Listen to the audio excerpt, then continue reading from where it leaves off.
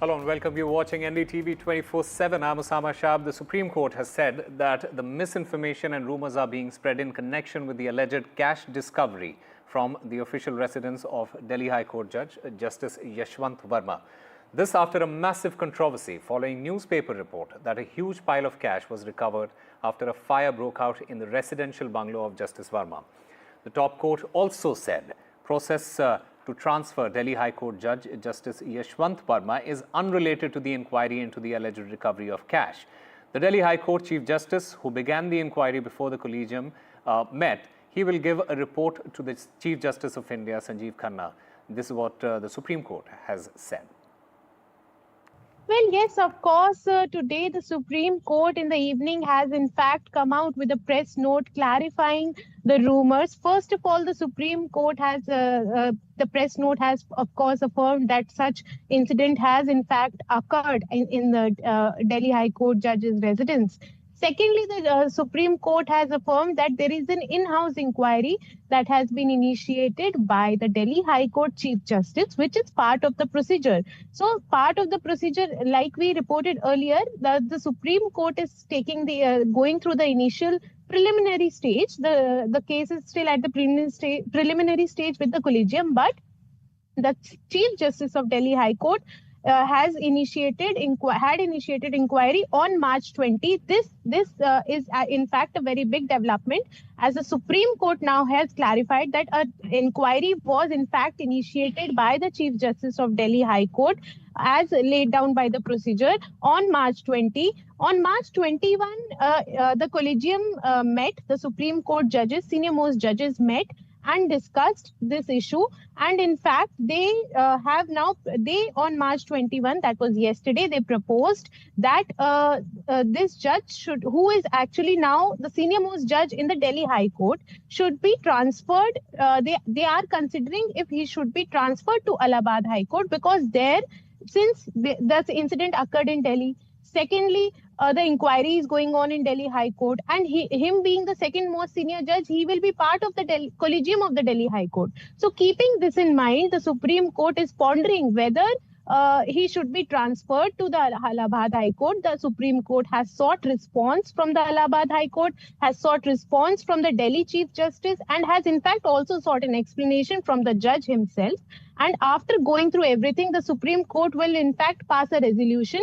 The Collegium will pass a resolution that if he should be transferred to Allahabad High Court or not. Supreme Court has clarified that transfer is not related to the probe. Probe is separate. A probe is there. Probe has been initiated against him, and it will take its due course. Transfer is a step towards it, and in fact, it is being done because the incident occurred in Delhi, and the judge is the second senior most judge in Delhi High Court. The Union Minister for Women and Child Development, Annapurna Devi, today strongly condemned a recent judgment by the Allahabad High Court, which ruled that the act of grabbing a woman's breast and snapping the string of a pajama does not constitute rape, but instead falls under the category of assault with intent to disrobe. Reacting to the judgment, Ms. Devi called it wrong and urged the Supreme Court to take note of the matter.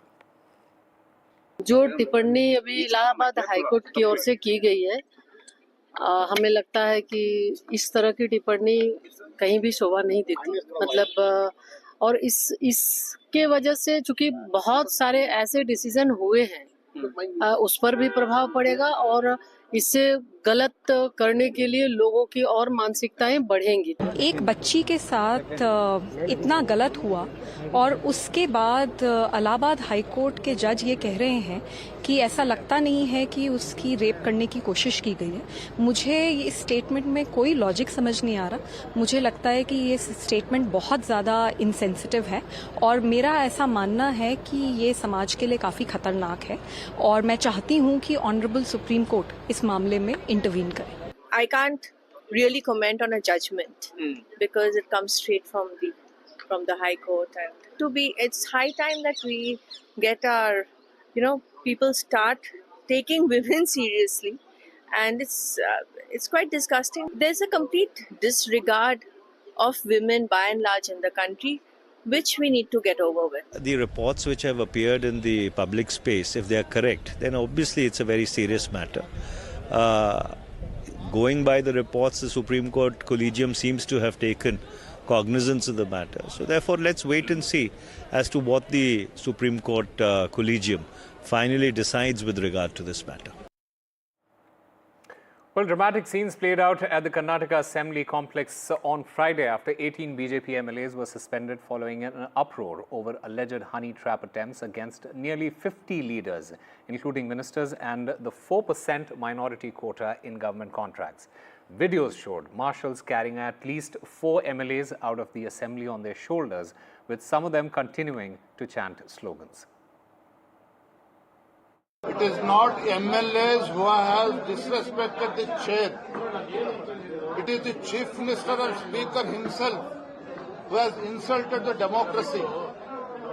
Because it is the ruling party ministers who have raised the issue of honey trap. It is the ruling party MLAs and ministers who have raised the issue. Instead of coming to the protection of ruling party ministers and MLAs, this government Chief Minister has gone against this decision. So it was the duty of the Speaker to come to the protection of all 224 MLAs. Unfortunately, rather than coming to the rescue of all 224 MLAs, Speaker's decision of expelling 18 MLAs is totally unconstitutional. ಯಾರನ್ನು ರಕ್ಷಣೆ ಮಾಡ್ತಕ್ಕಂಥ ಪ್ರಶ್ನೆ ಆಗಲಿ ಅಥವಾ ಯಾರ್ದಾರು ಹಕ್ಕುಚ್ಯುತಿ ಮಾಡ್ತಕ್ಕಂಥದ್ದಾಗಲಿ ಯಾರಿಗೂ ರಕ್ಷಣೆ ಕೊಡದೇ ಇರ್ತಕ್ಕಂಥದ್ದಾಗಲಿ ಆ ಕಡೆ MLAಗಳಿರ್ಬೋದು ಈ ಕಡೆ MLAಗಳಿರ್ಬೋದು JDSನವ್ರು ಇರ್ಬೋದು ಇಂಡಿಪೆಂಡೆನ್ಸ್ ಇರ್ಬೋದು ಯಾರಿಗೂ ರಕ್ಷಣೆ ಕೊಡಬೇಕಾಗಿರ್ತಕ್ಕಂಥದ್ದು ಸರ್ಕಾರದ ಜವಾಬ್ದಾರಿ. ಅಷ್ಟೇ ಅಲ್ಲ, ನಾಗರಿಕರಿಗೂ ರಕ್ಷಣೆ ಕೊಡಬೇಕು. ಯಾರೇ ಕಾನೂನನ್ನ ಉಲ್ಲಂಘನೆ ಮಾಡಿದ್ರು ಕೂಡ ಅವರಿಗೆ ಶಿಕ್ಷೆ ಆಗಲೇಬೇಕು, ಕಾನೂನು ರೀತಿಯ ಕ್ರಮ ಆಗಲೇಬೇಕು. Our main intention was that the financial bill should be passed. That we are clear. So rest things are secondary. See, I have done my duty, passing the finance bill. They have done their. We'll see what happens later. Nothing to worry. Why to break our head on that? Time is, we'll see forward. But all our work is done. We have to pass it. Nothing else. Chief Ministers and leaders from 7 states are set to join a meeting convened by Tamil Nadu Chief Minister M.K. Stalin to address the issue of delimitation and its potential consequences for southern states. Concerns are growing that this process might result in fewer parliamentary seats for the region. Several leaders have already reached Chennai for the discussions. My colleague Sam Daniel gets us this report.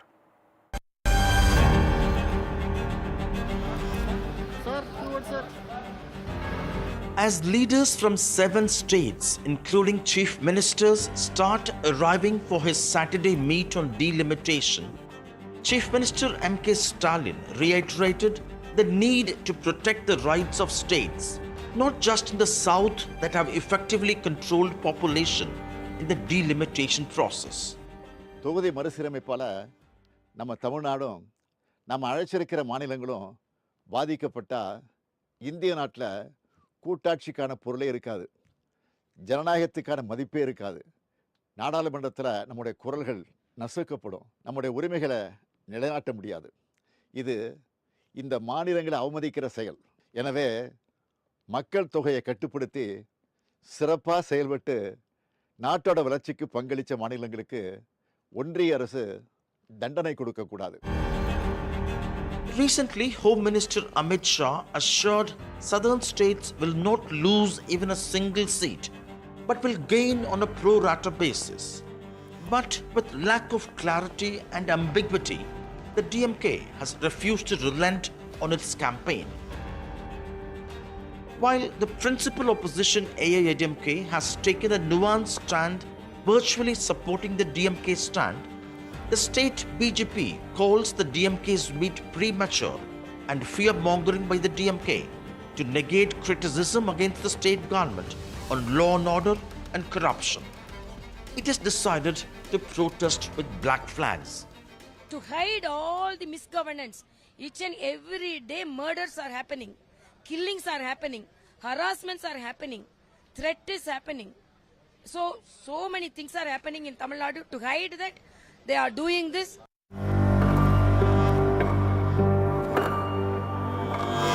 The BJP at the centre without a majority this third term, there is worry among southern states that the Saffron Party may settle for a population-based delimitation to retain power, expanding its hold on the Hindi heartland, in a sense penalizing southern states.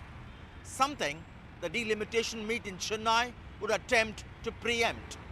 In Chennai with Suresh, Sam Daniel, for NDTV. Meanwhile, the Trinamool Congress is set to skip Stalin's delimitation meeting. Sources suggest that Mamata Banerjee is not keen to interfere into this matter at this particular moment. The TMC wants to keep its focus on duplicate EPIC numbers. Time for a very short break. More news and updates on the other side.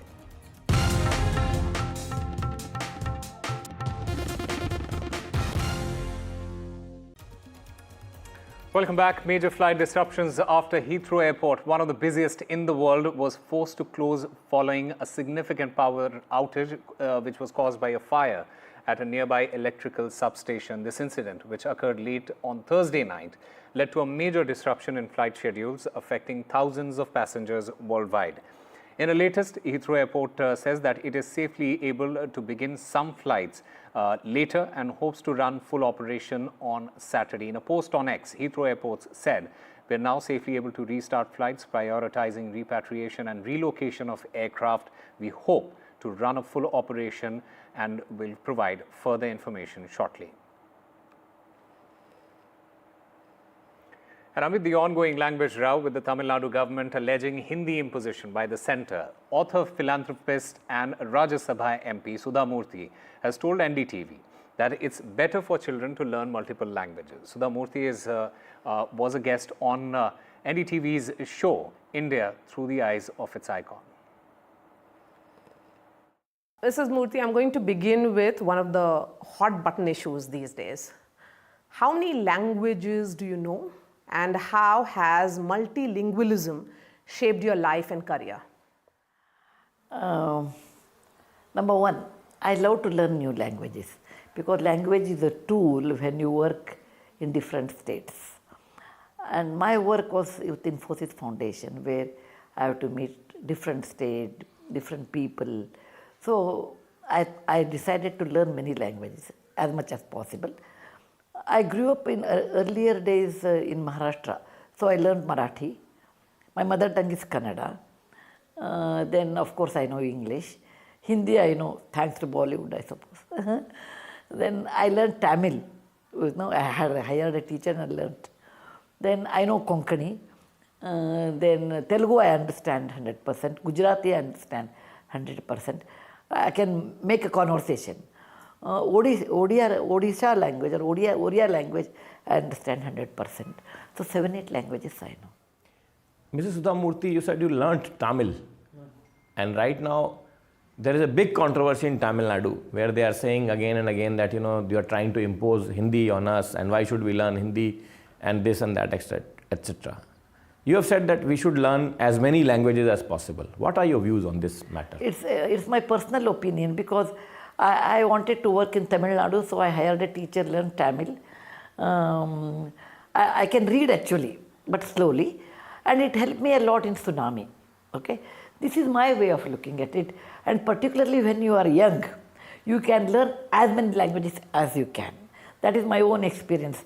When I was young, I learned Marathi, Konkani, Hindi, Kannada, to some extent Urdu, because I come from multilingual city known as Hubli, a small town with different type of language could be used there.